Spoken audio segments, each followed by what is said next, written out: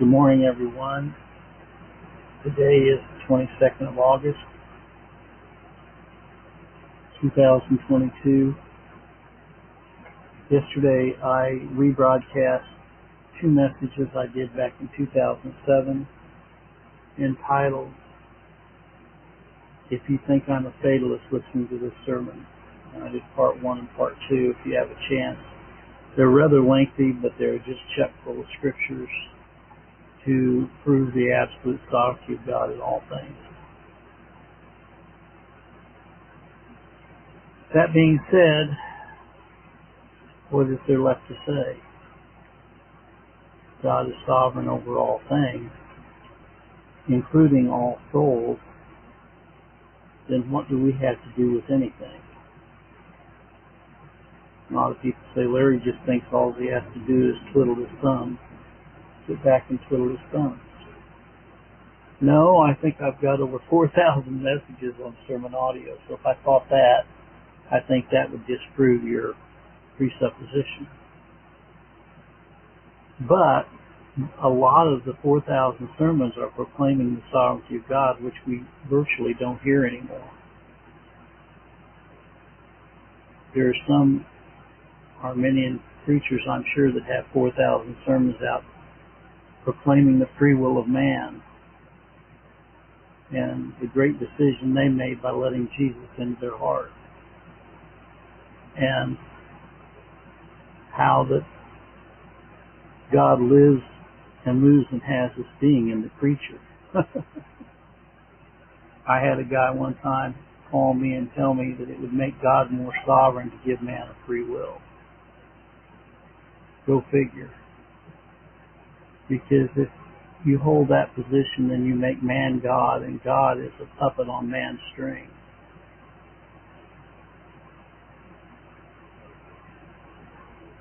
The idea is that we're the potter and God is the clay, and we mold and make him any way we want to.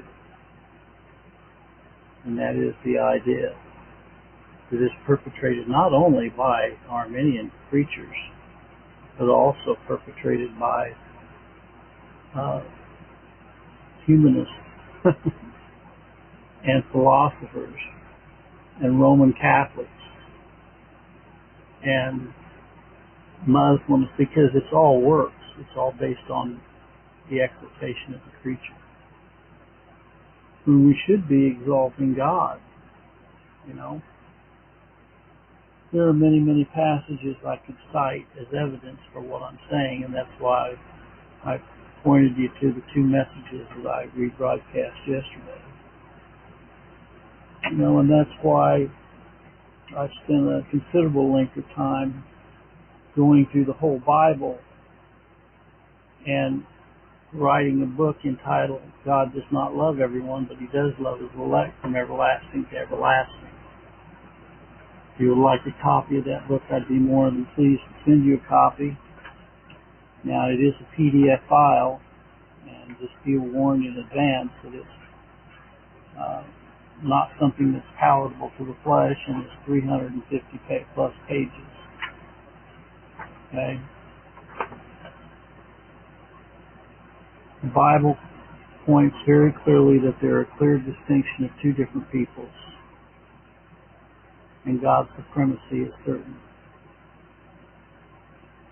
And God said that he even created the wicked for the day of evil. He points to the fact that the elect are chosen before creation, and that he has showered them with everlasting kindness and mercy. And he gives water to the thirsty and food for the hungry. And he quickens his elect by his Holy Spirit.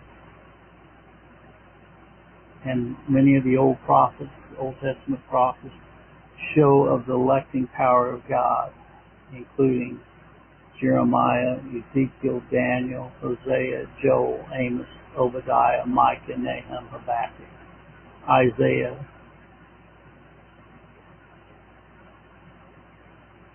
It's told very clearly in the 9th chapter of Romans, "Jacob have I loved, Esau have I hated." The children not being yet born, not having done any good or evil, that the purpose of God according to election might stand. Christ said in his own teachings on election, "My sheep hear my voice, and they follow me, and no man can pluck them out of my hand, and no man can pluck them out of my Father's hand. I and my Father are one." He also said, "I give my life for the sheep." He did not say he gave his life for the goats. And we know that Christ was slain on the cruel and rugged cross of Calvary. And Christ said, "If they'll persecute me, they'll persecute you." So Christians will suffer persecution. But we have the golden chain of salvation. For those whom he did foreknow, he also did predestinate, and those whom he predestinated, he also called, and those whom he called, he also justified. What shall we say to these things? Who shall lay anything to the charge of God's elect? It is God that justifies. The doctrine of election and predestination is hated with a vehemence by most pastors, and so they are by default teaching lies. We're told in the book of Jude that we are sanctified, preserved, and called. And so that's what's on my mind this morning. I hope you have a good day. You just heard the true, unadulterated truth of the gospel. God bless.